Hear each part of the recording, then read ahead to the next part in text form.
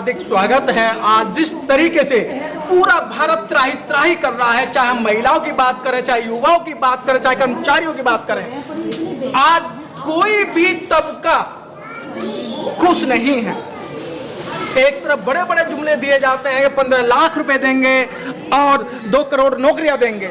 हमारे बीच में जो युवा हैं और जो एक इस समय इनके चेहरे की खिलावट होनी चाहिए थी, अच्छी रौनक होनी चाहिए थी, रोजगार न मिलने के कारण आज मेरे देश का युवा जिसपे पूरा देश गर्व करता है, लेकिन आज गर्व कहां से करे जब नौकरी नहीं मिलेगी। आइए हम जानकारी लेते हैं। सर क्या नाम है आपका?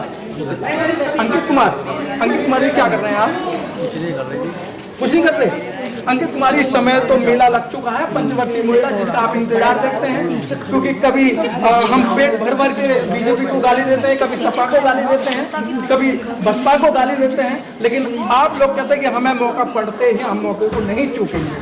तो अब पंचवर्षीय योजना है, मेला है, तो इस मेले में किसका आना तय हो चुका है? क्योंकि आपने मन बना लिया है, मैं देख रहा हूँ आपके चेहरे को पढ़ रहा हूँ, आपने मन बना लिया, आप जहाँ वोट जाएगा कहाँ जाएगा। कैसा लगता है मेले में? मेले में देखो, ये तो अपना तो एक वो धरना पड़ता है, पर जो हमारी वोट तो सीधा बहन जी को जाएंगी। बहन जी को जाएंगी? ये तो जो बहन जी खुद कहती है मीडिया पर, मेरा वोट बैंक संधवा 17 का जब बयान दिया था अभी, हाँ। बहन जी ने, उन्होंने जब भी कहा था मेरा वोट बैंक तो हिला नहीं, मैं अपनी वोट बैंक से अपने दलित भाइयों से, सब बहनों से सबसे खुश हूँ जी। वो कहीं पे नहीं हिलते, किसी चीज़ का लालच नहीं देखते, मेरा वोट वहीं पड़ता है दलित।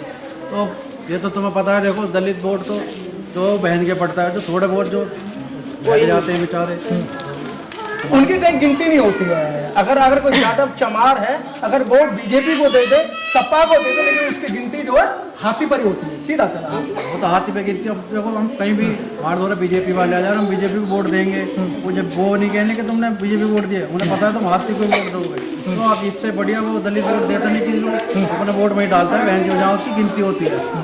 अरे वो बीजेपी को वोट देगा, सपा में वोट देगा, वहाँ गिनती नहीं होगी उनकी, तो इसलिए वो हाथी को वोट डालता है। पंकज जी मैं आ रहा हूँ, अभी खड़े हैं। क्या नाम है आपका? मनीष। सर मैं तो एक बात कहना चाहता हूँ, हम वोट कहीं भी दे दें, लेकिन हमें ये क्या जगह बसपा पे जाएगी हमारी। तो नहीं, कहीं दे दोगे तो फिर वो बसपा पे कैसे जाएगी?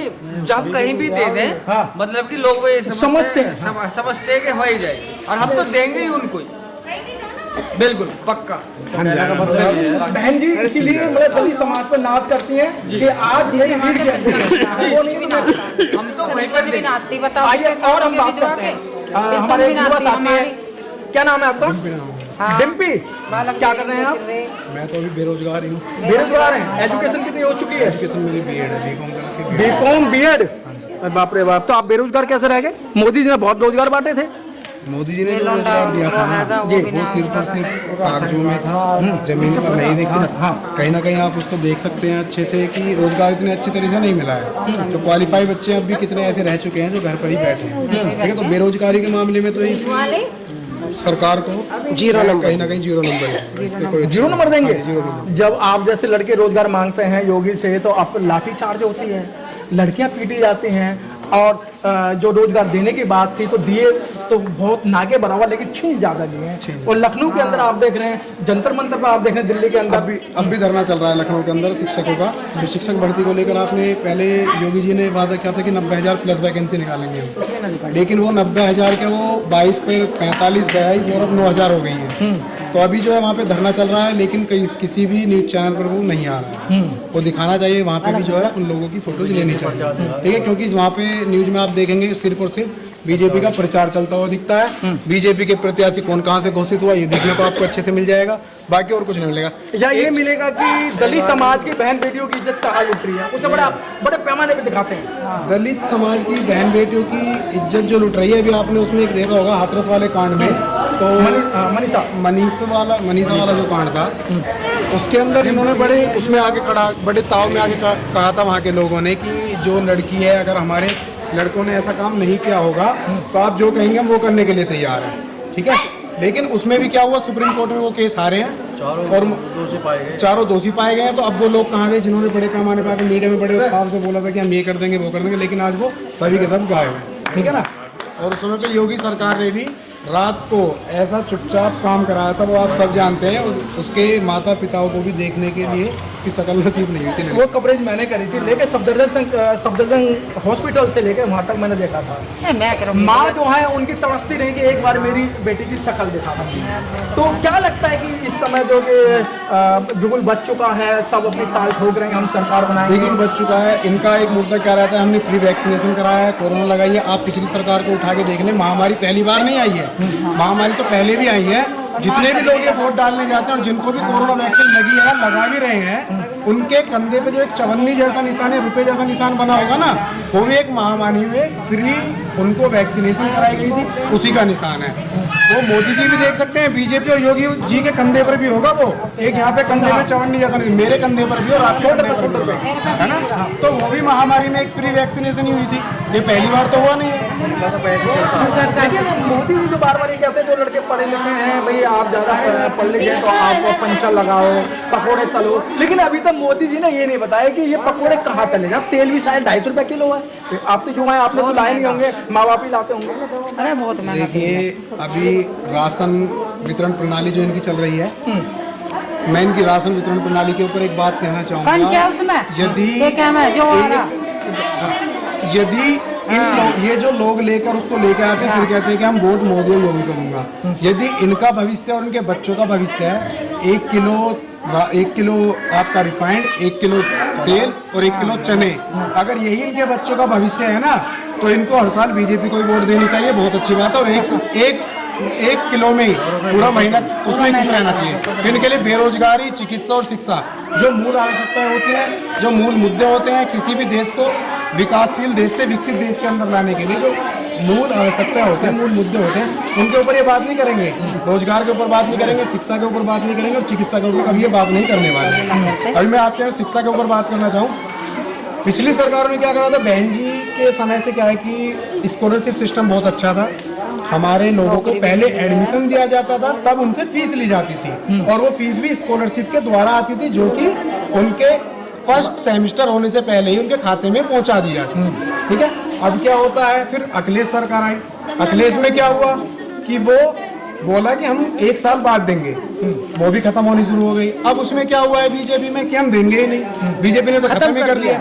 दूसरी बात, छोटे बच्चों का कोटा होता था 25%, जो प्राइवेट आपके स्कूल हैं उसके अंदर छोटे बच्चों का 25% कोटा होता था, जिसमें गरीब क्या है, जिनकी निम्न व्यक्ति जो मतलब बिल्कुल आय बिल्कुल नहीं है, बिल्कुल गरीबी रेखा से, और गरीबी रेखा में ज्यादातर कौन लोग आते हैं, हमारे लोग आते हैं जो SC वर्ग से बिलोंग करते हैं।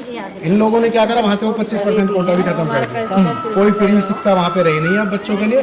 तब आप समझ सकते हैं कि हमारे लोगों पर सीधा सीधा कहाँ से वार कर रहे हैं, घुमा के यहीं आ जाते हैं कि बेरोजगार बनाने का बेरोजगार काम है ही नहीं दीजिए, बहुत अच्छी बात है। लग रहा है, अमित जी के पास काम छूटने लग रहे हैं। जिस समाज का आपको सत्यानाश करना है उसकी तक से पेंशन नहीं मिली इतने अभी पहली तो पीढ़ी आई थी जो कुछ आरक्षण के बल से जिनको नौकरियां मिली थी, लेकिन आज वो भी छीन ली गई। हमारी तो अब तक अभी आपने सवाल लिया था भैया से, इतनी पढ़ाई करने के बाद पकौड़े मोदी जी ने कही पकौड़े डेली लगाओ, ये लगाओ।